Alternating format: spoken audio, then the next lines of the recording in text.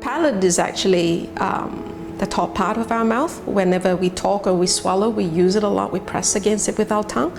And the cleft palate is basically a separation of the roof of the mouth. There is a communication between the mouth and the nose.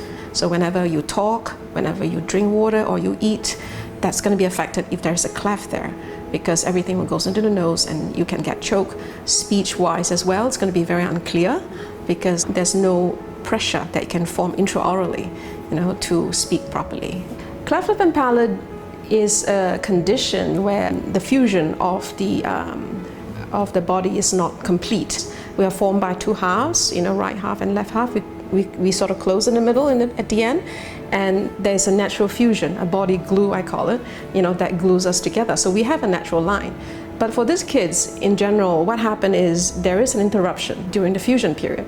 So that line is not fused, so it forms cleft. We were all clefts, when we were infants. So we actually have natural lines here.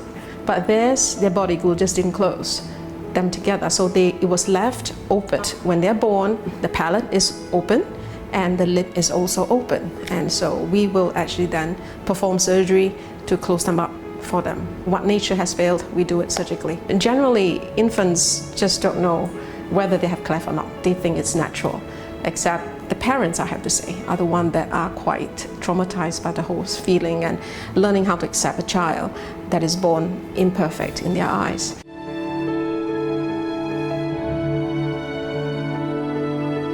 We always say there are three parts to a successful surgery: the orthodontist, the surgeons, and the third party is actually parents.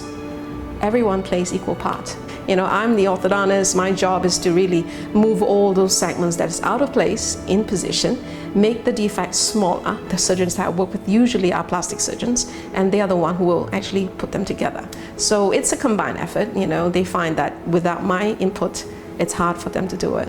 So to do a perfect surgery, otherwise the child will have to go through multiple surgeries.